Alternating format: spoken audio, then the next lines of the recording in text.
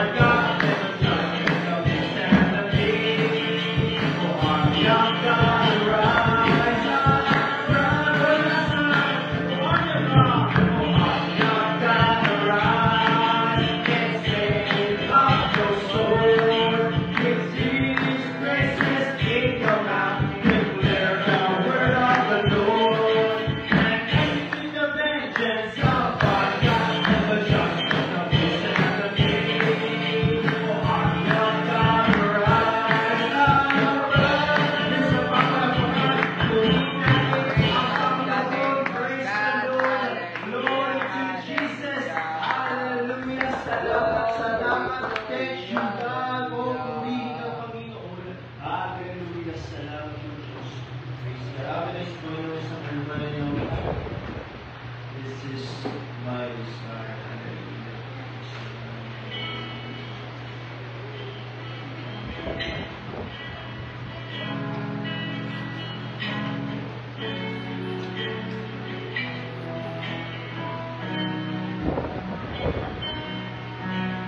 This is my desire to honor you, Lord, with all my heart. I worship you.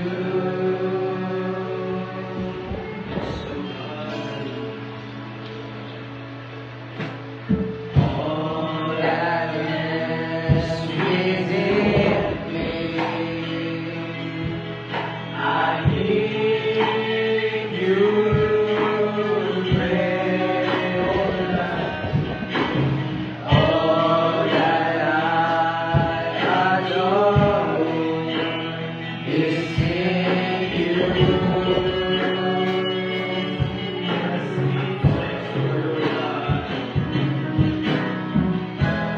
Lord, I give you my heart, I give you my soul, I live for you, my Lord, every breath that I take, every moment I'm awake. Lord, have your way in me.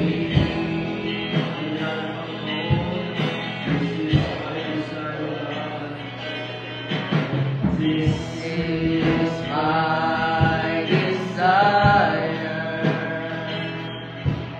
to honor you. All that on my heart, I worship you. Yes, Lord, all that all that is within me, I give you praise. All that I adore is in you. Lord, I give you my heart. Lord, I give you my heart, I give you my soul, I live for you, my Lord, every breath that I take, every moment I'm awake. Lord, have your way in me. Lord, I give you my heart, I give you my soul, I live for you, my Lord, every breath that I take, every moment I'm awake.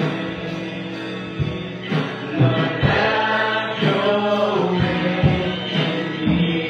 For last time, this is my desire. Praise the Lord, hallelujah. This is my desire to honor you. Lord, with all my heart. Lord, with all my heart, I worship you. Yes, Lord, all that is within me, Jesus. All that is within me, I give you praise.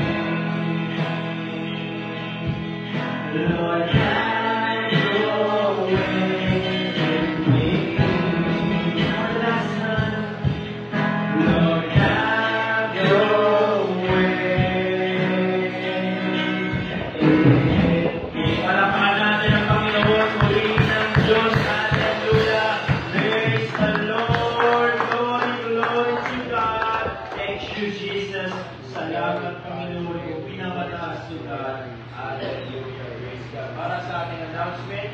Meron po tayong padalangin araw-araw from Monday hanggang Sunday, 7 a.m. to 9 a.m. Ang ating morning devotion, morning prayer, at darating 9 a.m. ng Sunday, ang ating Sunday school sa pag-aaral, pagtuturo ng salita ng Panginoon, praise God. At 10 a.m. naman ating Sunday morning, at 6:30 p.m. naman ating Sunday evening at Divine Living Service. Every Wednesday, 6:30 p.m. ng gabi. Hallelujah. Manalaman natin ang ating bansa, ating Pangulo, President Ferdinand Marcos Jr., pagdatingin natin mga government officials, pag-pray natin ang mga pagdanapan na nangyayari ngayon sa gobyerno, manalaman natin ang paghahari ng salita ng Panginoon at katotohanan sa loob ng gobyerno ng bansang Pilipinas. Pag-pray din natin ang mga leaders international, Pastor Greg Mitchell, Pastor Jessica, Pastor Joe Campbell, sa ating natin ang mga international leader, Pastor Harold Warner, Pastor Tom Payne, Pastor Richard Luby, Pastor Paul Stevens, at ang ating national leader, mag-pray din natin sa bansang Pilipinas, Pastor Boyet, Esepida, Panakasan, Karunungan, Kasilahan, ang ating mga pastor, dalangin din natin din ang ating mga regional leaders, Pastor Prophet Ventura, Pastor Naro Butay, Pastor Ernie Menente, Pastor Charlie Marias, Pastor Yel Seville, at ang ating Mother Church, Pastor Vico Herrera, pagdalangin natin ang Panakasan, ang ating mga katawan, Kalusugan, ang ating mga pastor, pag-pray din natin mga fellow Maclaran Local Churches, Pastor Gerson Balbuena, Pastor Marcio Villano, Pastor Ibal Torres, Pastor Richard Isay, Pastor Vincent Xavier, Pastor Bo Canyosa, Pastor Junley Vichayda, Pastor Samuel Bull, Brother Gibson Begon, Brother Belapaca, Pastor Melvin David, Pastor Jonathan Chares, Pastor Jess Pancho, at Pastor Larry Dumaya. Kasama din ng mga missionary churches, Bulugar, Abu Dhabi, Cambodia, Taiwan, Israel, Indonesia, sa Japan, at mag-pray din natin sa Laos, sa Pasuliki, para din natin mga kapatilan sa Vietnam, mag-pray din natin ang mga paglaro nila, at kasama din natin ang bansang bayang Antipolo City, mag-pray din natin ang Pastor sa Lucena, ang Sambayan Spiritual Breakthrough, Financial Breakthrough, Salvation, Deliverance, Solaki, dalangin natin sa Limusari, sa Liligote, transportation vehicle ng ating church. Mag-pray din natin ang ating mga activities, ating mga healing and prayer requests, Garcia, Brother Noto Taro, Bonifacio San Pedro, Sherry San Pedro, Lita Lourdes Agaduro, Pastor Tommy, pagilapit na sa Panginoon din, kung meron man ng karamdaman, ngayong gabi, at sa mga nanonood online, kung meron man ng karamdaman, ilapit sa Panginoon, at siyang magbibigay pala sa iyong buhay at ating activities. Meron po tayo Halloween presentation sa Baclaran, November 1. Kung gusto niyo pumunta dyan sa mga online, ay pwede nyo chat ang ating Father's House sa Antipolo. Pray din natin ang katagumpayan ng Panginoon sa activity natin sa buwan ng November, ang International Bible Conference, at ang ating impact team next year. Hallelujah! At ating paghandaan ang mga gawain ng Panginoon. At sa mga karagdagang pabalita, ang ating pastor ang mag-uulat. Bago tayo lumako pa sa panalangin sa mga kain ng Brother Elders sa pag-pray. Bago tayo mag-pray, taas natin ang Diyos. Purihin para sa Panginoon ng Panginoon. Praise the Lord. Hallelujah. Glory to God. Glory Almighty. You are all worthy. Hallelujah. Hallelujah. Hallelujah. Praise the Lord Jesus. Praise the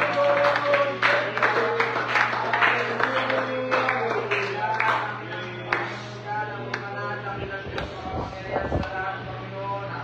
Dalangin namin, Panginoon, ng pagsama, ang pagpilas mo sa gawin ito, Panginoon God. Mangusap ka sa iyong mga anak na bilang Diyos, pinalapit pa rin po namin, Panginoon, ang aming bansa, Panginoon Lord. Bigyan mo na, Panginoon God, ng kapayapaan, tulungan ang aming bansa, Panginoon, makakilala sa iyo, Panginoon God.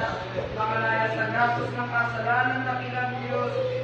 God, dinadalangin din po namin, Panginoon, ang aming mga pastor, ang aming mga international leader, mga national leader, ang aming Mother Church, Panginoon God, at namin, Panginoon, kilala ang mga tao nito, Panginoon, yung mga likod, Panginoon Lord. Bigyan mo ng katapunan ang kanilang mga panalangin, Panginoon Lord. Dinadalangin din po namin, Panginoon God, ang aming mga karamdaman, Panginoon Lord. Ipuwi mo ang kanilang karamdaman, iulat namin mapagpalang kami, Panginoon, kung sila, Panginoon God, ay nagsigaling sa kanilang karamdaman, Panginoon. Lord, amin na namin inaangkin, Panginoon, ang katagumpayan ng kanilang kagalingan, Panginoon Lord. Ilalapit din po namin, Panginoon, gawain mo sa lugar ng Antipolo, Panginoon Lord. Ipuin mo ang gawain na ito, Panginoon, para ipang makakilala sa iyo, Panginoon God. Makapakinig ng Diyos sa iyo, God. Minsan pa, Panginoon God, maraming salamat, Panginoon, sa gabing ito, Panginoon God. Samahan mo ng banal na Espiritu ang iyong lingkod sa gabing ito ng mga aral at salita, Panginoon God. Pagbukas sa aming isipan, puso, maging hamon sa aming Panginoon. Maging kalakasan, spiritual, Panginoon God. Lalabas kami sa busanan ito ng Panginoon God. Na may ginawa ka, Panginoon, sa buhay namin, Panginoon, na lang kalakasan at pagpapala sa pangalan ng Jesus.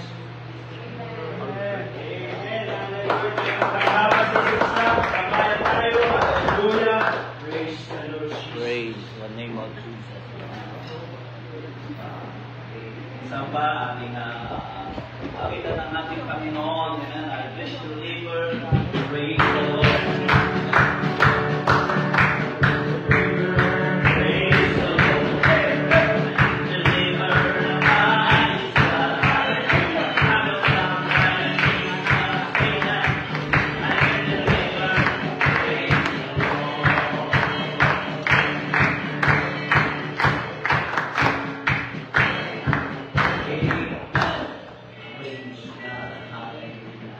Okay, so nabanggit na ilan sa ating mga activities, mga gawain. So sa oras na ito ay diretso tayo. Pagandaan natin yung sa November 1, yun yung pinaka-jubilee nights natin sa Baclaran. Ang gagawin daw ay Halloween presentation yan dahil kinakamit natin yung pagkakataon na para yung araw na yun, hindi naman tayo isa sa kanilang sa ginagawa ng sanlibutan, hindi tayo susunod ng maskara ng nuno sa puslo o ng maskara ng isang halimaw, hindi tayo susunod ng ganon. Pero yung drama ay ginawa nilang pelikula. Actual na sila ay nagdrama at kanilang kinunan ng video. Kaya style ng pagtitipon, manunood tayo ng video na na sinapelikula nila o ang tawag doon. Ginawa nilang pelikula. Gumamit pa sila ng drone para maging maayos. So sa madaling salita, ilang araw nila kung saan sila nagtitaping doon para mabuho yung manang nilang doon.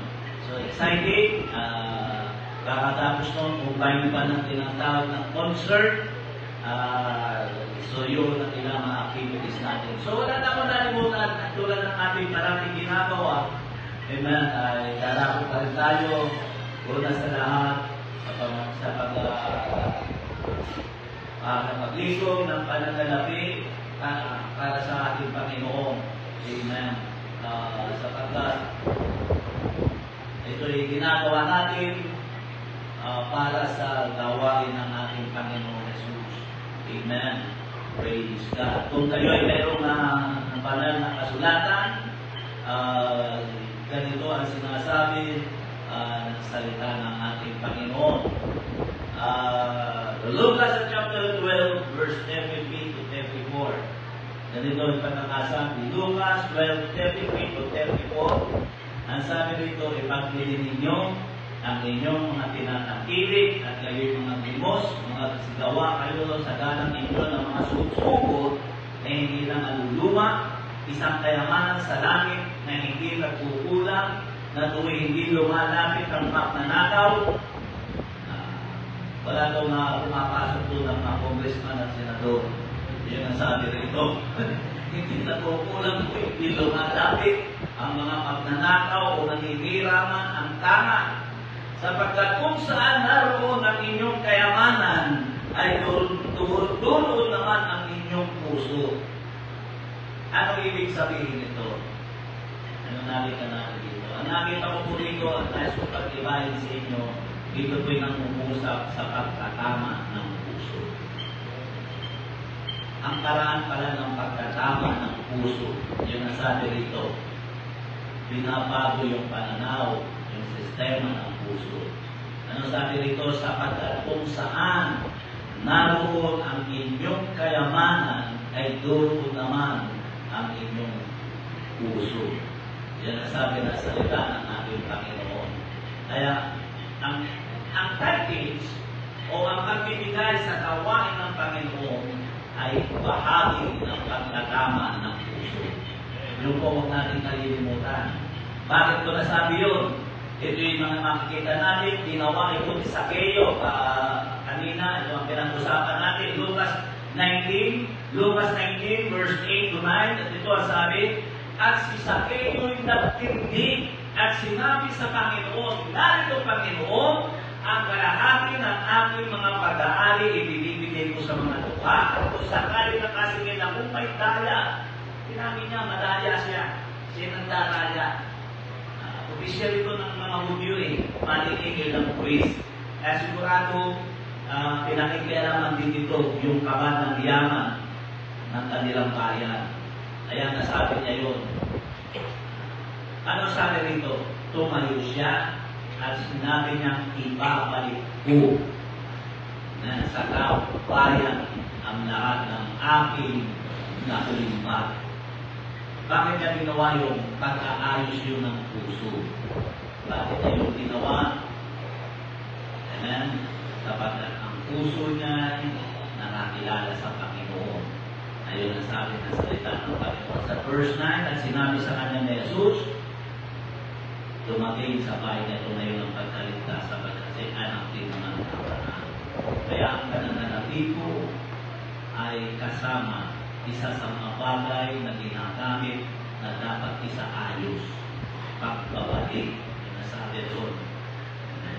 Kaya pinaniniwala kung sino man yung mga sangkot na yaon, bagamat hindi pa napapagtibay, kung sino man ang mga sangkot na yun sa Ghost Project, kung talagang sila ay nag-aayos ng kanilang puso, ay dapat isinasahuli.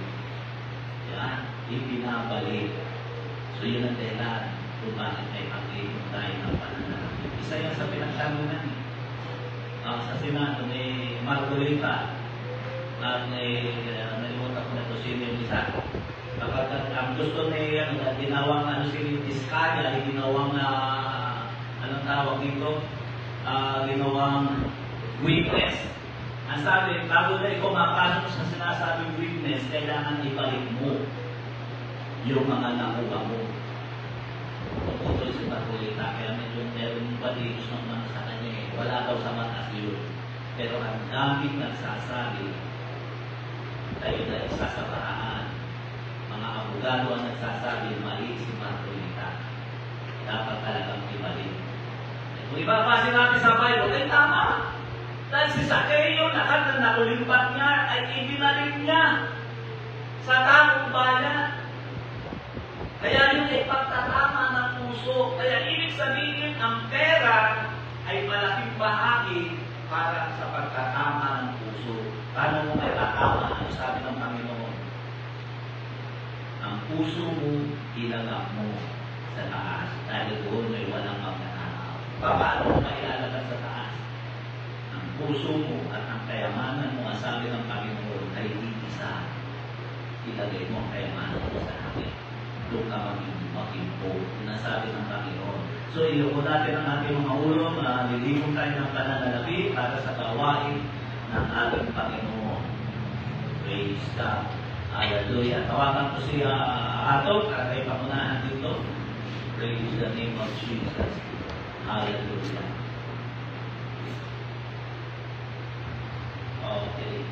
So, tayo manalangin sa Panginoon, dakila at tapat na Diyos. Maraming pong salamat, Panginoon, sa iyong kabutihan at sa iyong biyaya sa gabi nito. At dalangin po namin pagpalain mo ang iyong mga anak. I-bless mo po, Panginoon, ang bawat isa sa amin. Lord, na nagbabalik ng mga bahagi mo, dakilang Diyos ayon sa iyong salita. Maraming pong salamat, Panginoon, sa iyong kabutihan o sa pangalan ni Jesus. Amen. Praise God. Hallelujah. Minsan pa, the time to be happy is now. Yes, to be happy is free. And the way to be happy is to make others happy.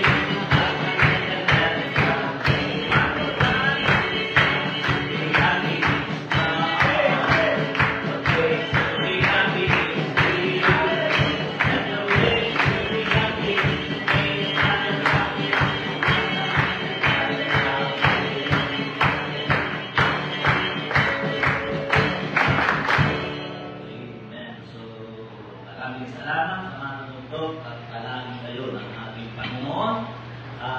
Patiamanan ang inyong kaalaman sa musika. Praise God. At kayo magbunga, dumami, sa ikapusulog at kawayan ng ating Panginoon. Okay, sa inyo pong Biblia, Marcos sa chapter 5, maraming beses na rin nakapag-usap dito. Pero meron po yung nice bigyan ng pansin at dito ko nakikita yung mga katotohanan na nais ko bibigyan ng pansin, kaya itong isa pa ang aking bibigyan ang babasahin at dadalhin sa inyo. Marcos sa chapter 5, verse 25 to 31. Praise God. Ganito ang pagkamasabi na salita ng Panginoon. Marcos chapter 5, beginning 25 verse 31. At isang babae na may 12 tagang inaagasan at siya'y napahirapan na ng maraming bagay na mga manggagamot at nabudol na niya ang lahat niyang tinatangkilik at hindi gumaling ng kaunti man kundi pag-uspan dubulo Asya. Napagkarinig niya ng mga bagay tungkol kay Jesus ay lumapit siya sa karamihan sa likuran niya at hindi po ang kanyang damit. Sapagkat sinabi niya, kung mahipo ko man lamang ang kanyang damit, ay gagaling ako. At pagdating ampat ang kanyang agas at kanyang naramdaman sa kanyang katawan na magaling na sa salot niya. At si Jesus, sa pagkakalastas niya agad sa kanyang sarili, na may umalis na bisa sa kanya, at pagdating pumigit sa karamihan at nagsabi, sino ang bumibo ng aking damit? Doon po ako mamumusa. Verse 31, at sinabi sa kanya ng kanyang mga alagad, nakikita mong sinisiksik ka ng karamihan at sasabihin mo, sino ang bumibo sa akin? Okay. So, ayos ko pong manalangin muna, dakila at tapat na Diyos, maraming salamat sa iyong kabutihan. Ang dalangin ko po'y pagkalain mo ang iyong salita. Samaan mo ng iyong banal na Espiritu, maunawaan ang bawat isa. Magkalaya ka, pagbigay ka ng pananampalataya, pagkaunawa at pagsulong sa puso ng iyong mga anak sa pangalan ni Jesus. The right road of virtue from the Lord. Ibig sabihin ng virtue. Virtud sa Tagalog, kalinisan, kinalaman sa kaayusan o kalinisan. Kaya na naman tumingin. Hindi ko kasi natandaan masyado yung explanation ng dictionary. Kagalingan, yun lahat yun. Kagalingan, kaayusan sa buhay ng tao. Yung pagdaloy, yun yung sabi ron. Ang sabi kasi dito sa ating teksto, ang sabi dito, sa verse 30, and Jesus immediately knowing himself that virtue had gone out of him. Dumaloy yung bertod o yung bisa sa Tagalog. Dumaloy ang isang bisa mula sa kanyang katawan patungo doon sa babae. Una, nais ko muna bigyan natin ng pansin at pag-aralan. Ang dahilan na hindi normal na buhay ay sa dahilan na mayroong mali. Dahil sa salitang mali. Basta't mayroong kabulungan, mayroong hindi maayos sa takbo ng buhay, mayroong hindi nararapat, mayroong doon mali. At doon natin makikita yun, 12 years na dinudugo. Can you imagine ba naman 12 years? Napakatagal na panahon, hindi na normal yun. 12 years. Ang babae, dinadatan yan. Monthly lang. Diba? Diba sa mga kabataan? At yun ay, ilang araw na tumatagal yun? Ha? 1 week daw. Sabi ni Elga, hindi, sabi niya na pero lang yun.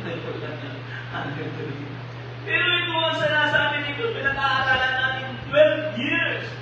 Kaya miserable ang takbo ng buhay na. Basahin natin Mark chapter 5 verse 26.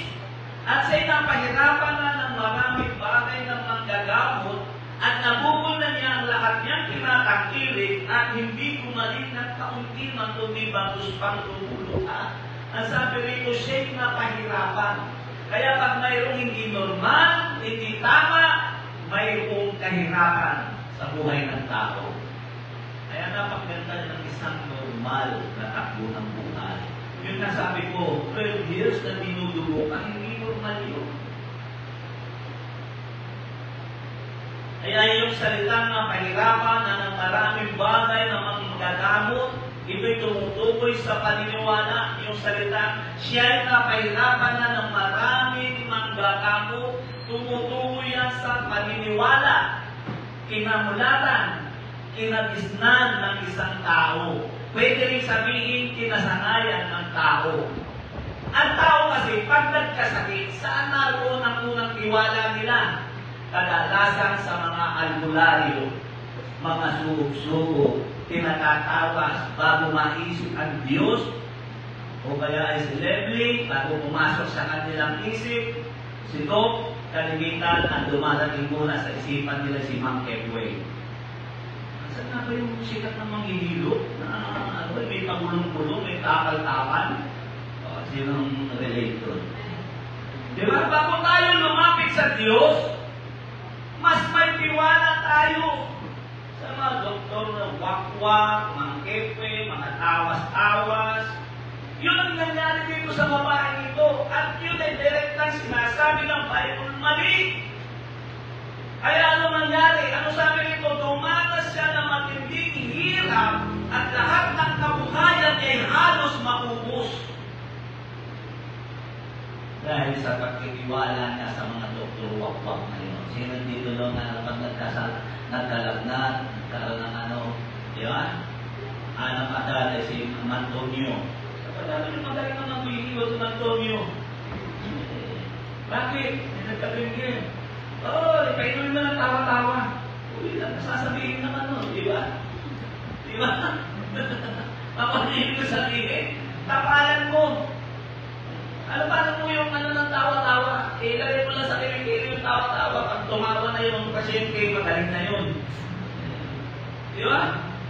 Yung kalimitan sinasabi nila, mas maniwala sila kaysa doon sa nagpakadalubhasa ng 10 tao ng medisina.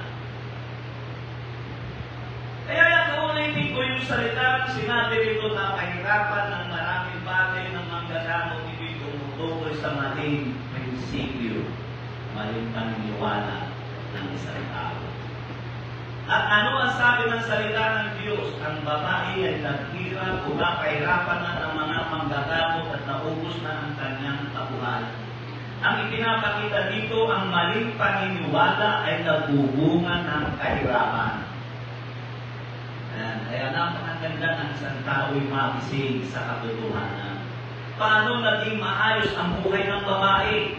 Alam natin yung sinabi rito, tinanggap niya na nagkamali siya. Tinanggap niya na nagkamali siya. At ang nakita natin, ang sabi rito, binago niya ang pag-iisip niya.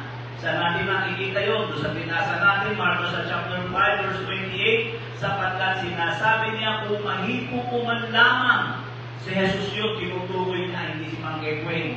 Ang sabi rito, sapagkat sinasabi niya, kung mahipo ko man lamang, ang kanyang damit ay gagaling ako. So sa madaling salita, nawala yung tiwala na doon sa mga manggagamot na nagpahirap sa kanya.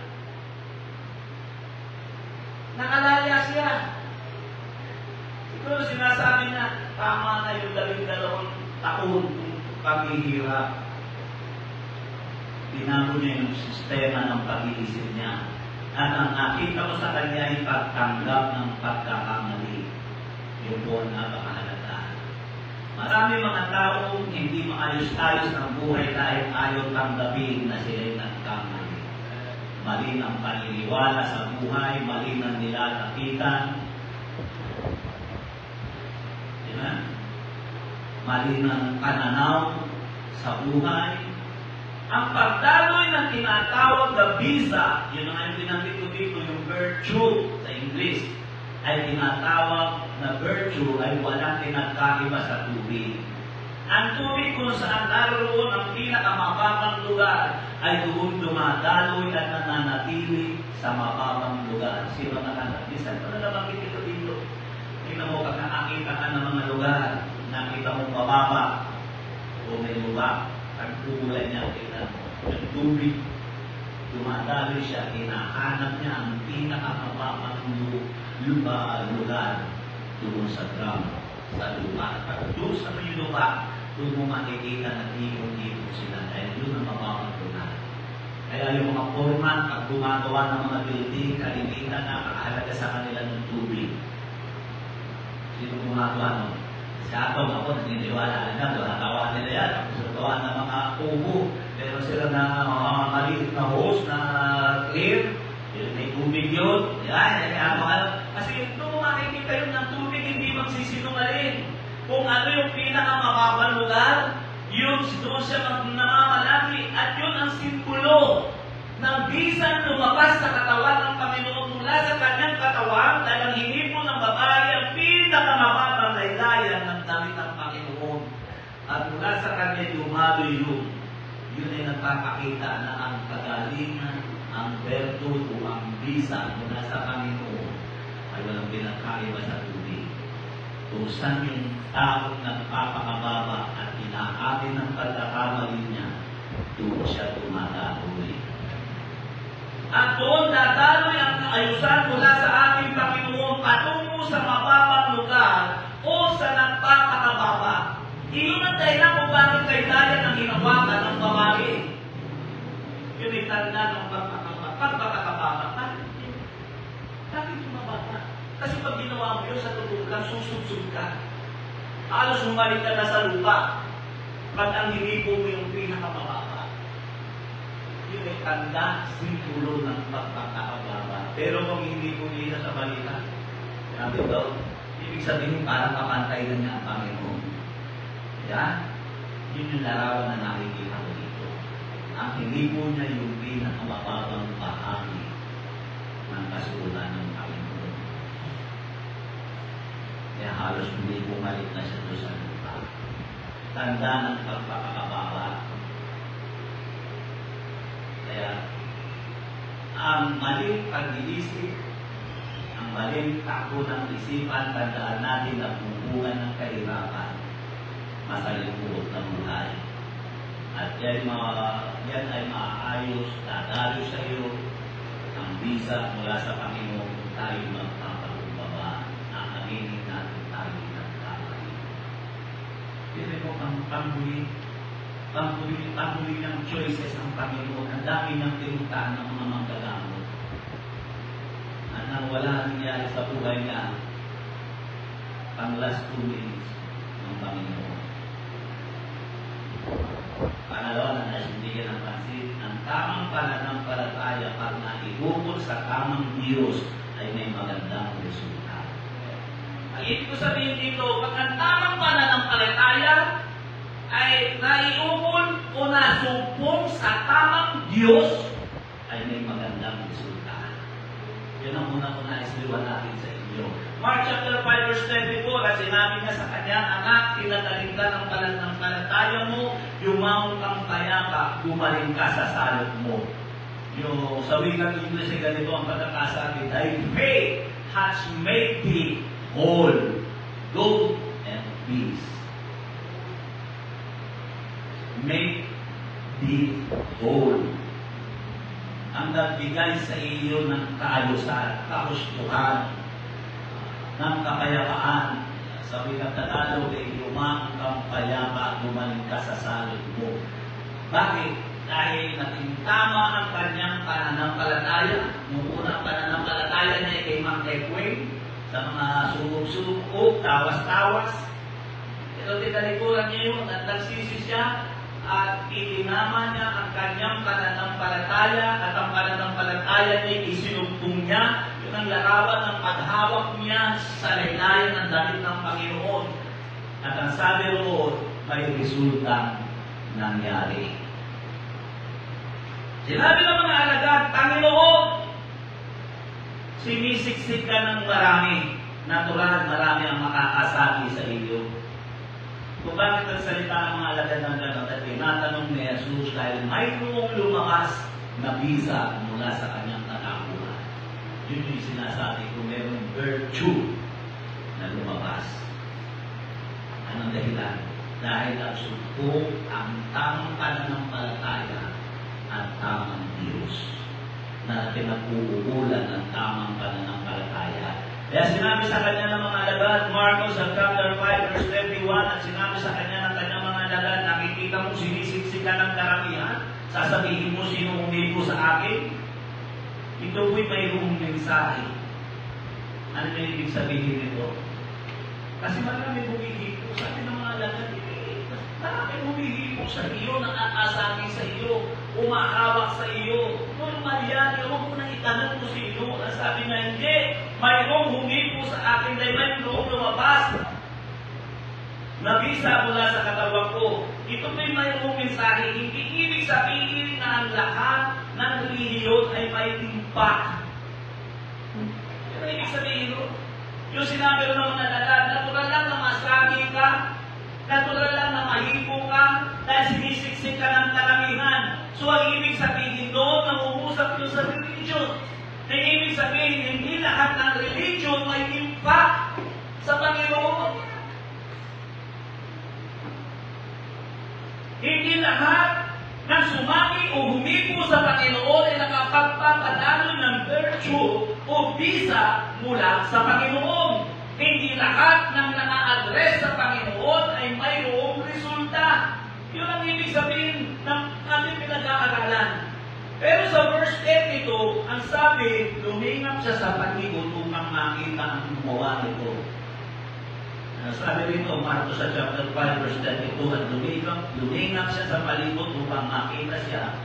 Makita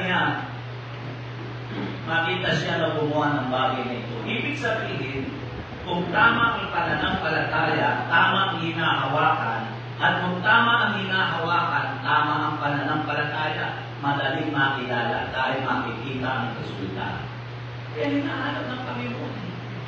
Ang sabi ng mga lalag, mahirap makilala yan kasi napakaraming tao sumisiksik sa ilo, pero ano sabi ng Panginoon? Hindi! Ibig sabihin, may resulta yun! Kita yun! Kaya doon mo makikita yun. Pag nagsupong ang tamang pananampalataya at tamang Diyos na nararapat sa palataya ng mayroong resulta. Yun na nga, 2 Corinthians 5:17. If any man be in Christ, ano sabi? Siya'y bagong nilalang. May resulta. At yun ang hindi kayang gawin ng reliyon. Kaya ng reliyon humipo ang Panginoon pero walang tumataloy. Walang impact. Yun yung sinasabi ng mga alagad, ang daming humihipo sa inyo. Ba't ka ba nagtatanong kung sino? Diba na sinabi, ang daming milyon, lahat ng milyon naka-address sa inyo. Pero tinanong pa rin ang Panginoon sino yung humipo kasi mayroong resulta. Kaya dito mo makikita ang epekto ng tinatawag na sincerely wrong. Pero hindi mag-ibati ano ko yung buwan. Kasi mayroong mga taong sila nakakita na nakakaunawa na sinasabi kong sincerely wrong. Ayan. Nakita niyo yan? Ito yung nanay. Sa India yan.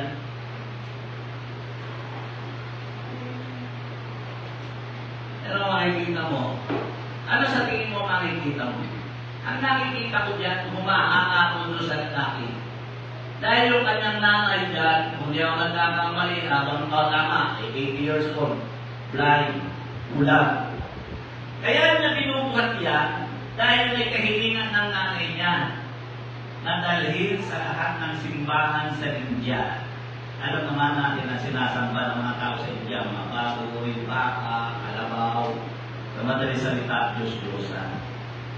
Ano nakikita niyo dyan? Ang nakikita ko dyan, tama ang puso ng anak. Pero mo 20 years, buhat-buhat niya.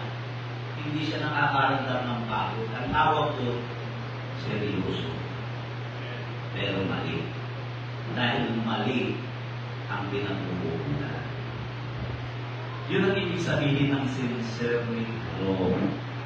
Nakakahanga, nakakabilib, dahil hindi siya nagsasawa. Pinagbibigyan niya yung nanay niya pagkatapos pumunta doon sa lugar na kinikilala ay buhaya. Pagkatapos doon, pumunta naman sila doon sa lugar na kinikilala ay niliparte. Doon naman sila sasamba. Diyos-Diyosan na eh. Pero nakita ko na nakahanga ko sa lalaki, hindi siya napapagod. For almost 20 years. Kaya nakita ko dyan, pag tama ang ginagawa mo, yun ang kailangan ng Diyos eh. Kaya sasabihin natin tama. Yung mga seryoso na hindi nakakaroon ng pagod. Tama yun eh. Kaya lang naging wrong, sincerely wrong, kasi nga, hindi nauubol sa tamang Diyos ang ginagawa. Napakarami mga taong sincerely wrong. May mga tao nagpapapakong ang mahal ng araw. Sila nakakala, hinahampas ang sarili. Tapsin ka yung mga dugo. Mas karang dito. Nakakita ko ng ganyan, hamalan ka gano'n. Hindi lang kanya, sabi ko, grabe yan. Pampanga. Ulog ako, naroon yung pinakakalagang kalama sa pagkalibuto sa ganyan. Kita ko talaga na umat siya. Kaya nung lumampas siya, dahil nagmamastan ko siya, nung lumampas siya sa akin, nakita ko sa bulsa niya, hindi nakasusunod ng duwan. Kaya sabi ko, napatawa ako. Sinundan ko dahil yung kantoy sabi ko sa likod, sinundan ko siya ng tingin. Pagkatapos niya, dahil naman kinaakit niya yung bundok eh. Tapos may mundo magpapapakot. Sinundan ko siya, bumaba siya doon sa may ilog. Dinilis niya yung katawan niya. Doon sa may ilog, may katabing apat na tao na nakukuhan, nagiging. Ito na nasa pato yung mga alak niya sa kapulutan. Pagkatapos ng maglinis ng katawan niya, dumiretso siya doon, nakiupo, hinugot yung tantoy sa likod niya. Yun yung sinasabing sincerely wrong. Seryoso pero mali. Lumalakad niya. Mas maaga pa sa iyo. Tulog ka pa sila, naglalakad na papuntang katedral. Lumalakad ang palhod. Tulog kasi sa kanas. Ginagawa na nila yun. Ang tawag doon, sincerely wrong. Kaya nung nakikita mong Diyos ko, mga Diyos-Diyosan na revolta na nakapako sa nalagano. Ako ano yung ibig sabihin? Tama ang gawa, may katwiran sa paningin ng tao, pero mali ang pinag-uulan.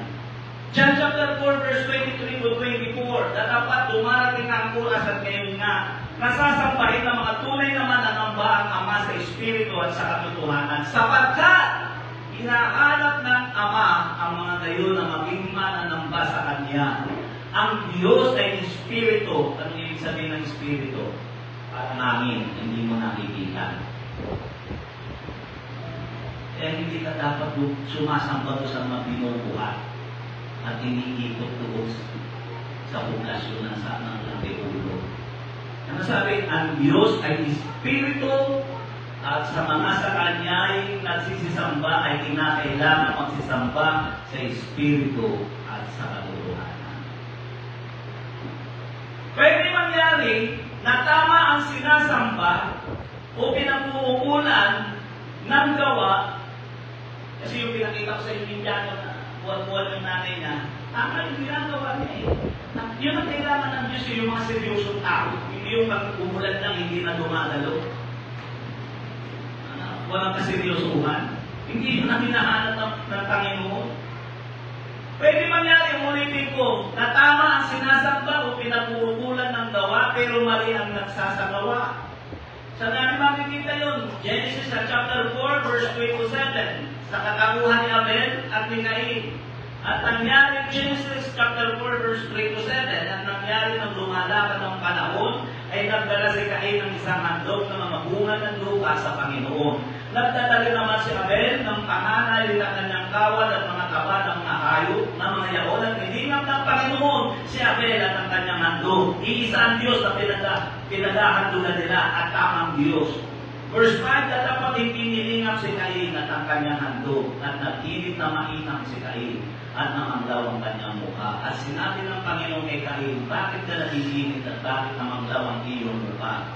Kung ikaw ay gumawa ng mabuti, kung ikaw ay gumawa ng tama, yun ang ibig sabihin nun, di ba ikaw ay mamarapatin? At kung hindi ka gumawa ng mabuti, nahando sa iyong kasalanan sa pintuan at sa iyo ay inuhon ng kanyang nasa, at ikaw ay papalimunin niya. Tama ang pinaglilingkuran ng mga kapatid. Ang Diyos na may likha ng langit at ng lupa, pero mali ang gawain ni Cain. Hindi siya tinatunda. Kaya yun, ano ibig ko tukuyin dito? Ang tinutukoy ko dito, balik tayo sa pangalawang punto na tinutukoy ko. Pag nagsumpong, nagparagpo ang tamang pananampalataya at tamang Diyos, mayroong resulta. Mayroong nagaganap. At yun ang nakita natin doon sa babae. Kaya yun ang dapat natin mauawaan. Ang kailangan natin ay tamang pananampalataya at tamang Diyos. Panguli, nandito ako magtatapos. Ang tamang puso ay nagre-resulta ng tama. Pag tama ang puso, nagre-resulta lagi yan ng tama. Ipakita ko sa inyo kung ano ang epekto ng tama ang puso. Pag tama ang puso, tama ang nakikita. Naging tama ang puso ng babae, kaya nakita niya si Jesus. Diba? Pinagsisihan niya ang kasalanan niya, kaya nakita niya si Jesus. Itinama niya ang puso niya, kaya nakita niya si Jesus. Pangalawa, tama ang napakinggan. Ano sabi roon?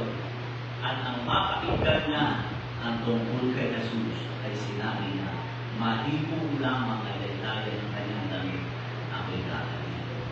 Pag tama ang puso, tama ang pinakikinggan. Pero pag mali ang puso, mali ang pinakikinggan. Tumalo ka, nakita mo na mo pinagtawanan ka. Kasama ka na rin pala doon, mga base na yun. Ayun, hindi ka na bumalik. Anong pinakinggan mo? Ha? Nasabihan ka lang. Tingin-tingilan mo na yung pinagagawa mo, ha? Hindi na nga tayo magkainis sa review natin, tatagtagan mo pa. O, anong pinakinggan mo? Hindi ka na nga lumalo. Nakuha nyo? Pero kami naniniwala, pag tama ang puso, tama ang pinakikinggan. Pag ang puso mo'y lumalakad sa katotohanan, hindi ka maniniwala sa chismis. Tama na yun? Hindi na ibig ko sabihin, pag tama ang puso, tama ang pinakikinggan. Isa pa, pag tama ang puso, tama ang pinagsisikapan. Ano sabi niya? Mahipo ko lamang ang laylayan ng damit ng aking Panginoon. Ako ay gagaling. Hindi naman kagaling yun. Dahil 12 years kang may sakit, yung 1,000 ka nga lang may sakit eh. Mahilo-hilo ka eh, hindi ka na makatayo eh.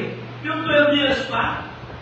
Kaya yung pagdapat niya sa Panginoon, yung parang na isang dahilan kung bakit laylayan ng kanyang hinipo dahil hindi nga siya makatayo. Pero pinagsisikapan niya sa dami ng tao na sumisiksik sa Panginoon. Kaya pag tama ang puso, tama ang pinagsisikapan.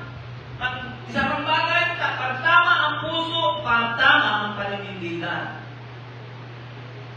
Amen po ba? Pag tama ang puso, tama ang paninindigan. So, sa mga relate doon sa Bush Project, walang kumangangin. Kaya, pag tama ang puso, tama ang paninindigan.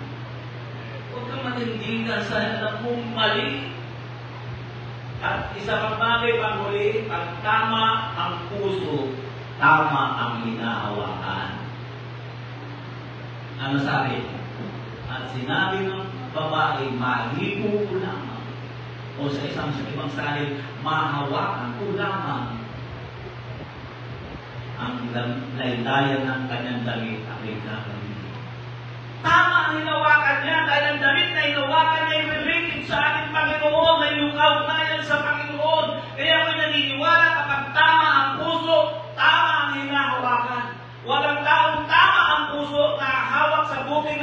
tumigil. Ako'y naniniwala, walang taong tama ang puso na hinahawakan ng droga. Pag tama ang puso, tama ang hinahawakan. Pag tama ang puso mo, hahawak kay sa Panginoon. Amen. Pag marumi ang puso mo, ang hahawakan mo ay mga bagay na marumi. Yun ang dapat natin maunawaan.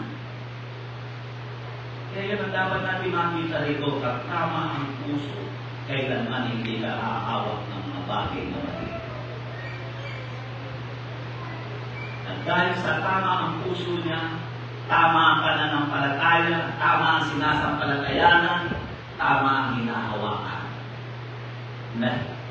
Yan nasabi rito at ang resulta, kapayapaan, miracle, kalayaan, mula sa 12 taon na masalabulot na karamdaman. Yun ang dapat natin mapunuan. Yun natin ang ating mga ulo, nangusap ako sa isang simple, payak na pang-usap. Amen. Inaksam the right proof of virtue from the Lord. Kung gusto mong dumami ang pagpapala, ang biyaya mula sa Panginoon patungo sa iyo, unang dapat mo maunawaan ang maling pamumuhay ay may kinalaman sa kahirapan. Ang dahilan na hindi normal na buhay sa dahilan ng salitang mali. Pangalawa, ang tamang pananampalataya pag naiukol sa tamang Diyos ay magandang resulta. At ang panguli, ang tamang puso ay nagre-resulta ng tamang. Praise God. Hallelujah.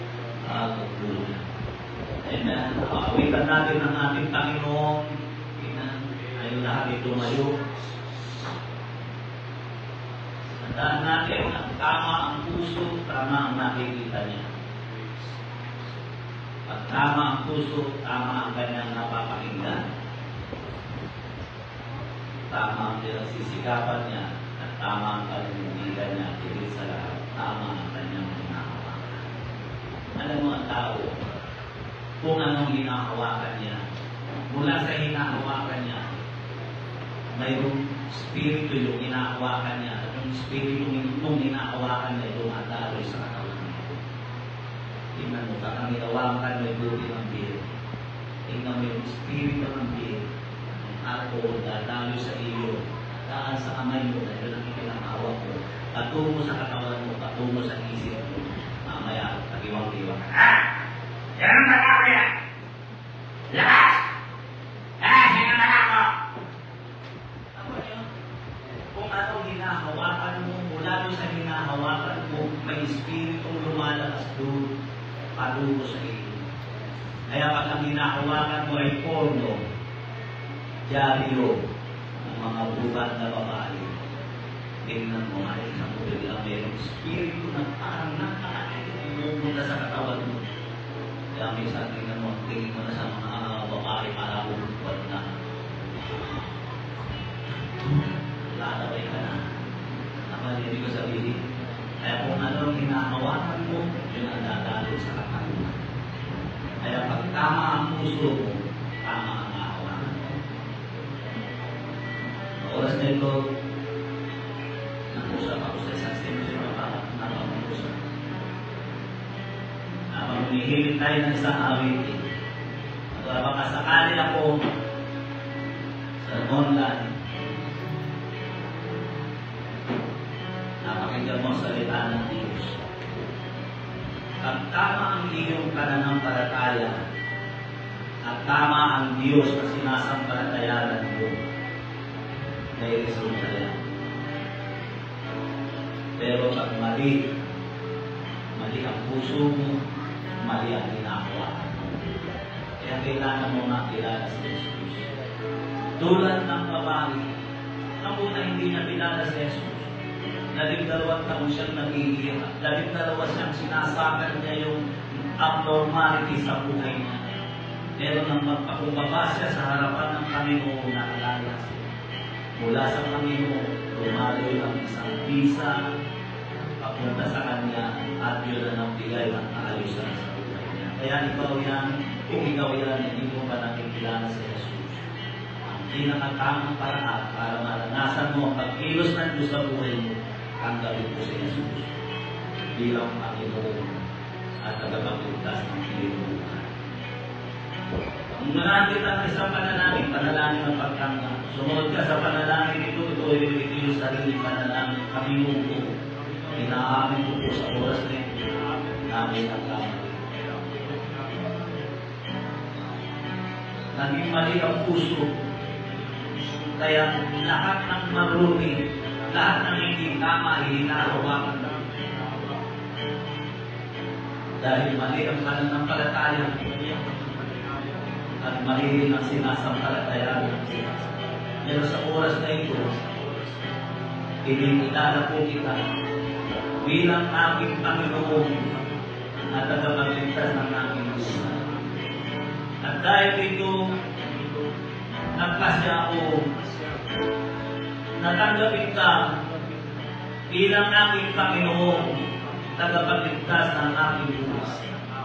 At binubuksan ko ang ating puso, inaanyayahan kita na pumasok at maghari sa aming buhay. Panginoon, isulat mo rin ang aking pangalan sa aklat ng buhay. Upang sa iyong muling pagbabalik, nakasama mo ako doon sa buhay na walang hanggan. Maraming salamat, Panginoon, sa iyong kabutihan, sa iyong pagpapatawad, sa Amen. Praise God. Sa oras na ito, para sa mga mananampalataya, binubuksan ko magta. Itama natin ang ating puso sa ating Panginoon. Amen. Ipuhin natin, pilitin natin maabot ang presensya ng ating Panginoon. Yes, Lord of God, in the name of Jesus. Maraming pong salamat, Panginoon, sa iyong kabutihan, O God. Maraming salamat sa biyayang ginagawa mo, Panginoon. Lord, ang dalangin ko po pagpalain mo ang iyong mga anak na ang mga bagay na hindi ko kayang gawin, ito ang gumawa sa kanila. Mangusap ka sa kanila. Pagpalain mo, tulungan mo po sila. Padaluin mo sa kanilang espiritu ng pananampalataya na siya magpapalaya sa kanila. Magpapanumbalik ng lahat ng normal sa buhay, sa takbo ng buhay nila. O God, mag-usap ka sa kanilang puso. Magpapahayag ka ng kinapino sa iyong anak. Lord, iniisip ko, Panginoon, simulan mo siya ng pananampalataya. Padaluin mo ang bisa mula sa katakutan mo. Bisa na magpapaunawa sa kanyang pagbibigay ng pananampalataya sa puso mo. Magpapaalala sa kanya, yes, Lord, O God. Papalain mo yung mananang. Lord, O God, bless mo sila ng bilang Panginoon. Yan ang aming mong salamat sa iyong pagkakulan. Papalain mo ang mananang ko. Hallelujah. Praise the name of Jesus. O God, papalain mo ang mananang. God, maraming salamat sa iyong pagkakulan. Pagpurit at samba ay nakatulog natin ang Panginoon. Kailanman. Yes, Lord, O God.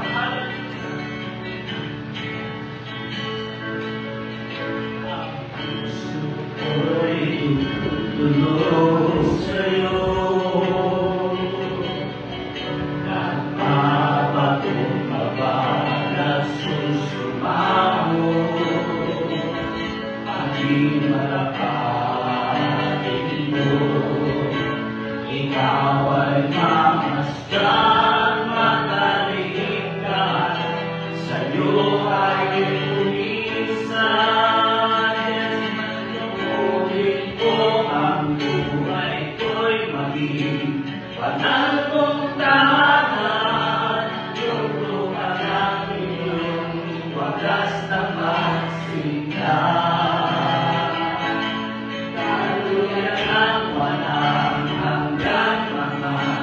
Ako'y pasamba, magaling ang Diyos, ngayon at kailanman.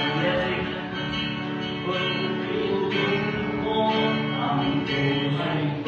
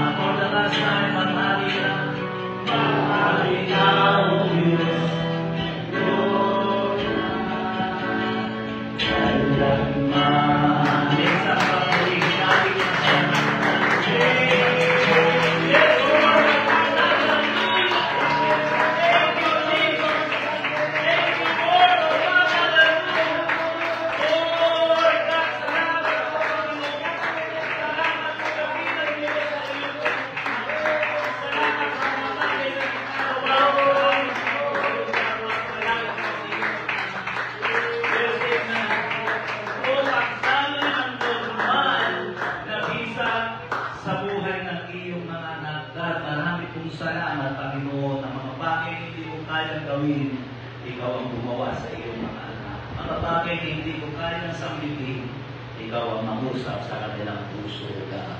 Maraming salamat, Panginoon, sa iyong kabutihan, O God, o sa pangalan ni Jesus. Amen. Praise God. God bless you po sa inyo lahat. Pagkalangin kayo ng ating Panginoon na makapangyarihan sa lahat. Dismiss po tayo at God bless you po sa inyo lahat. Amen. Praise God. Hallelujah.